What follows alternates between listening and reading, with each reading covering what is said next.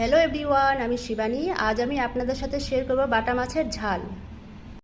আমি মাছগুলোকে সুন্দর করে কেটে এইভাবে নুন আর হলুদ দিয়ে মাখিয়ে রেখেছি।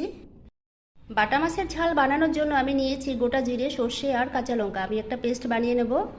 আমি জিরে আর সর্ষে পেস্টটা বানিয়ে নিয়েছি। সবার প্রথমেই আমি মাছগুলোকে একটু লালচে করে ভেজে নেব। মাছগুলো ভাজা হয়ে গেছে, আমি এখন তুলে নিচ্ছি। এখন আমি কড়াইতে তেল দিয়ে তেলটা গরম করে নিয়েছি। এর মধ্যে দিয়ে দিলাম কালো জিরের ফোড়ন আর দিয়ে দিলাম কেটে রাখা আলুগুলো, দিয়ে দিলাম নুন আর হলুদের গুঁড়ো। আমি আলুগুলো একটু ভেজে নেব। আলুগুলো ভাজা হয়ে গেছিলো, এর মধ্যে আমি সর্ষের পেস্টটা দিয়ে দিয়েছি। আমি দিয়ে দিচ্ছি একটু কাশ্মীরি লঙ্কার গুঁড়ো, শুধু কালারের জন্য।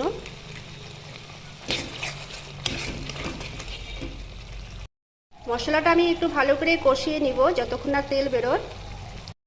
মশলাটা ভাজা হয়ে গেছে, এর মধ্যে আমি দিয়ে দিলাম পরিমাণ মতন জল দিয়ে আমি 5 থেকে 7 মিনিট ঢাকা দিয়ে রাখবো।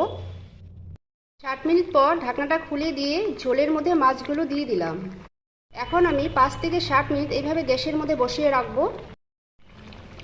ঝালটা আমার তৈরি হয়ে গেছে, আমি নামিয়ে নিচ্ছি।